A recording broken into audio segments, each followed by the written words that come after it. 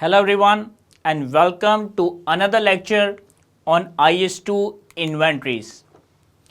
In today's discussion, we will dive into two very important aspects of inventories: measurement and cost of inventories. So grab your notebooks and pay attention because this is going to be an essential foundation for understanding how we measure inventory in financial reporting. Let's start with the golden rule of measuring inventories. It is one you should memorize.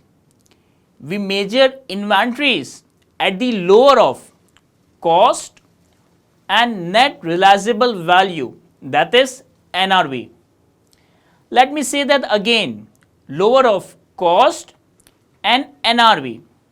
Are we clear on that? Good. Because this is fundamental and will pop up in exams and practical accounting over and over again. But like every rule, there are two exceptions where this does not apply. Number one, producer of agricultural or forest product, minerals and other minerals product. These people measure their inventories at net realizable value instead of lower of cost or NRV. For example, a farmer selling wheat would measure it at its net realizable value, and any change in this value would go straight to the profit and loss statement. And number two, commodity dealers and brokers. These people deal with goods like gold or petrol, which are measured at fair value less cost to sell. Just like the first exception, any changes in the value go directly to profit and loss. Now that we have covered measurement, let's move on to the cost of inventory. The cost of inventory is made up of three key components. Number one, cost of purchase. Number two, cost of conversion. And number three, other cost. Let's break them down. The first component of cost of inventories is the cost of purchase. It is the purchase price plus imported duties and non-refundable taxes. Remember, refundable taxes like value-added taxes are excluded because you get them back. Then, cost directly attributable to the acquisition of finished goods, services and material. For example, handling or transportation cost, and less trade discount, rebate and similar bonuses. Imagine you are buying raw material for your factory.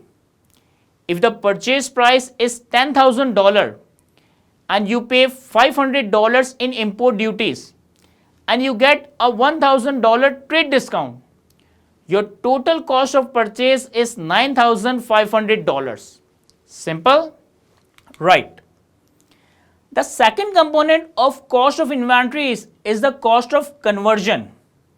This includes all costs directly related to the units of production, such as direct material and direct labor, example raw iron and workers shaping it, and production overheads allocated on systematic basis. Production overheads are a bit trickier. In fact, there are two basic types of these production overheads. Number one, fixed overheads. These indirect costs remain relatively constant regardless of the volume of production. For example, cost of factory management. And number two, variable overheads. These vary directly or almost directly with the volume of production. For example, indirect material and indirect labor. And of course, production overheads can also be something in between fixed and variable, Sometimes production overheads exhibits characteristics of both. For example, certain overhead costs may remain fixed up to a specific production level. But once production exceeds that threshold, these costs may increase significantly. For example, let's say a factory that operates under a fixed management team and utilities and equipment setup capable of supporting up to 10,000 units of production per month. As long as production remain within this range, the overhead cost like management salaries or base utilities stay constant.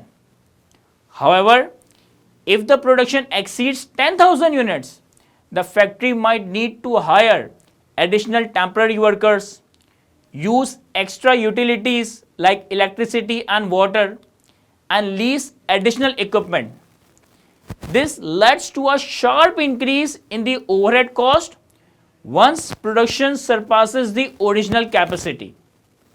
Such costs are referred to as semi-variable or step cost, as they remain fixed up to a point and then jump to a higher level when production crosses a specific threshold. Also, let's talk about how to allocate production overheads, specifically fixed and variable overheads, to ensure accurate inventory valuation. Fixed overheads are costs that remain constant regardless of how much you produce, like factory management salaries or equipment depreciation. These overheads must be allocated to inventory based on the normal capacity of your production facilities. Now, what does that mean? Normal capacity refers to the expected production level under typical operating conditions, accounting for unavoidable factors like scheduled maintenance or routine idle time. It's crucial to use this expected production level, not your full capacity, for the purpose of allocation. For example, suppose your factory has a full capacity of 1000 production hours, but you know that 100 hours will be spent on maintenance or unavoidable idle time. This leaves you with a normal capacity of 900 hours. In this case, you allocate the fixed overhead based on 900 hours, not 1000 hours. Now, what happens if the production is unusually low or abnormally high?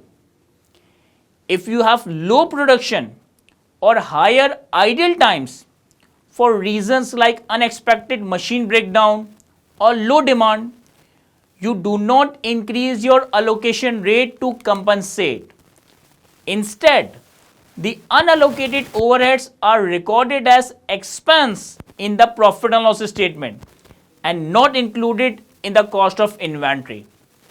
For example, if only 700 hours are produced due to unexpected idle time, you still allocate the overhead cost based on 900 hours, and the overhead cost for the remaining 200 hours go to the profit and loss.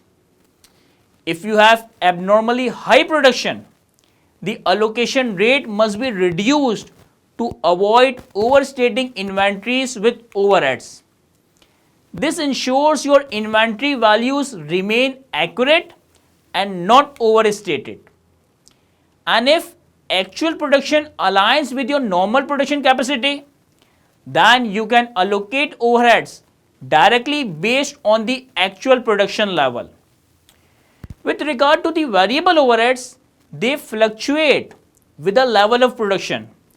These include costs like indirect material and utilities that increase or decrease depending on how much you produce. For variable overheads, you allocate them based on the actual production level because they increase or decrease together with the level of production.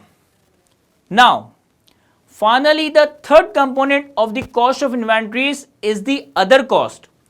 And these costs are included in the cost of inventories only if they are incurred in bringing the inventory to their present location and condition. For instance, if you have a special packaging to protect your inventory during transit, that's an additional cost and you can include it in your cost of inventories. So we have just learned what we should include in the cost of inventories. So we have just learned what we should include in the cost of inventories. Now let's discuss what should not be included in the cost of inventories. These exclusions are just as important as the inclusions. The following cost should not be included in the cost of inventories. Number 1, abnormal waste of material, labor or other item wasted beyond the normal levels.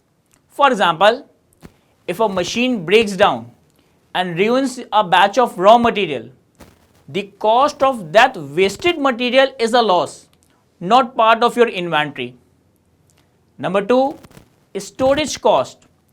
These are excluded unless they are necessary to bring work in progress to the next production stage. In that case, you can capitalize these storage costs. Number 3, general administrative overheads. Costs like your accounting team's salaries or office rents. And number 4, selling cost. Anything related to marketing, advertising or delivery to customer. So my friends, today we have covered the critical rule for measuring inventories, lower of cost and net realizable value, and explored the three components of the cost of inventories: cost of purchase, cost of conversion and other cost. We also discussed what to exclude from the cost of inventory. In our next lecture, we will dive deeper into the specific valuation techniques and methods under IAS 2. Thank you and see you in the next session.